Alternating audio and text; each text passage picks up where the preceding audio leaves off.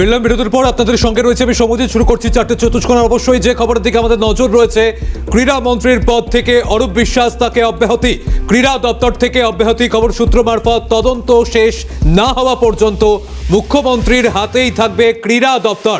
এই মুহূর্তে যে বড় খবর, অরূপ বিশ্বাসকে ক্রীড়া দপ্তর থেকে অব্যাহতি দেওয়া হয়েছে।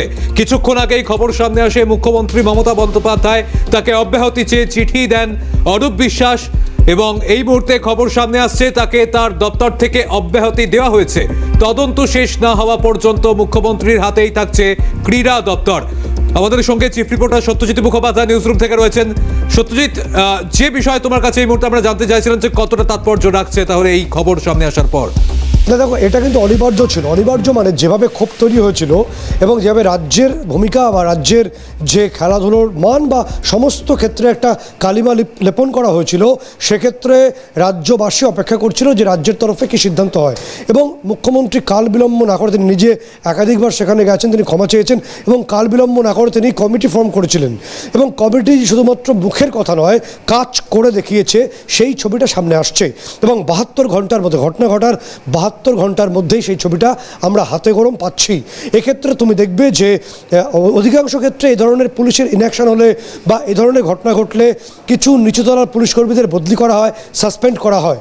কিন্তু এই প্রথম রাজ্যের বুকে প্রথম সেই ছবিটা দেখছি যে রাজ্য পুলিশের স্বয়ং ডিজি, তাকে 24 ঘন্টার মধ্যে উত্তর দিতে হবে। রাজ্য পুলিশের ডিজি তাকে শোকজ করা হয়েছে। এটা কোনো সাধারণ বিষয় হতে পারে না।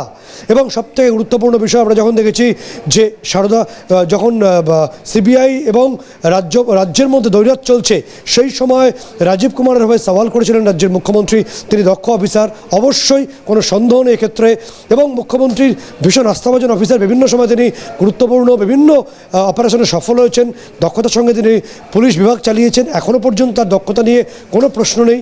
কিন্তু যে ঘটনা যুবভারতী ক্রীড়াঙ্গনে ঘটেছে, তার নৈতিক দায় কি থাকে বা তাতে বৃহত্তর কোনো দায় কি চলে আসে, সেই কারণে তদন্ত কমিটি মনে করেছে রাজ্য পুলিশের ডিজিকেও এর আওতায় আনা প্রয়োজন। সে কারণেই শোকজ এবং তাকে উত্তর দিতে হবে 24 ঘন্টার মধ্যে। এটা নজিরবিহীন সময়।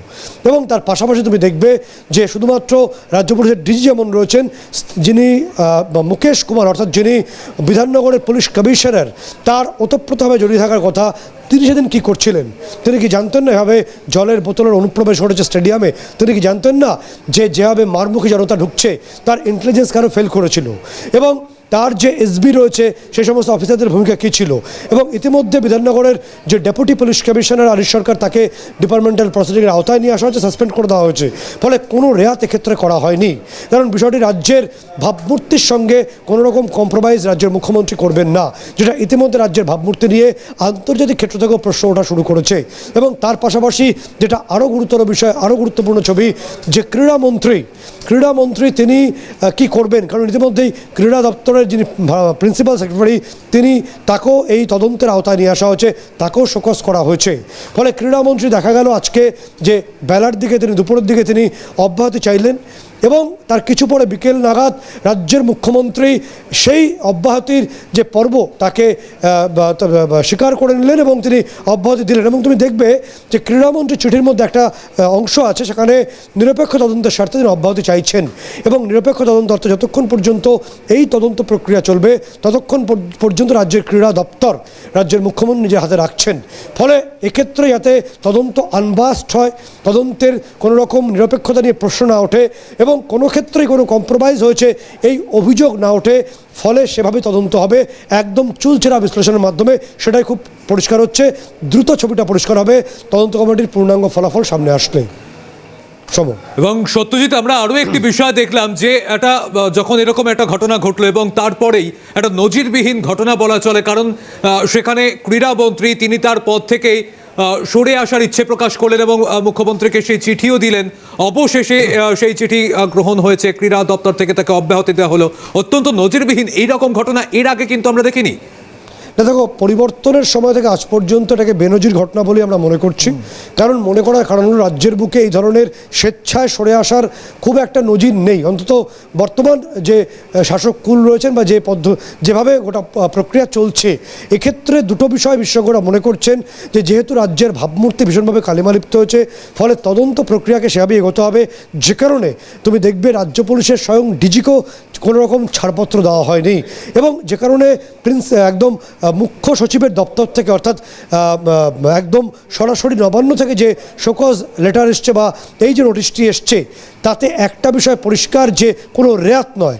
যেখানে যেখানে খামতি ছিল, ল্যাপসেস ছিল, সেগুলোকে একদম আনুবীক্ষণিকভাবে তদন্ত করা হবে আতশ কাচের নিচে রেখে। ফলে সেই বিষয়টাই হচ্ছে, এবং খুব দ্রুত তুমি দেখবে গোটা ছবিটা পরিষ্কার হবে। সেই কারণেই এই বেনজির ঘটনা, যে রাজ্যের ক্রীড়ামন্ত্রী তিনি অব্যাহতি চেয়েছেন, সেই অব্যাহতিকে সম্মান জ্ঞাপন করা হয়েছে, অর্থাৎ তাকে সরে দাঁড়ানোর ক্ষেত্রে অনুমতি দেওয়া হয়েছে।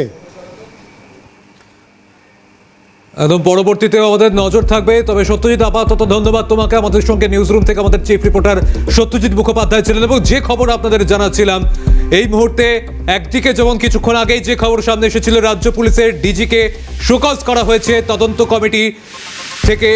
তদন্ত কমিটির এই সিদ্ধান্ত, রাজ্য পুলিশের ডিজিকে শোকজ অর্থাৎ রাজীব কুমারকে শোকজ।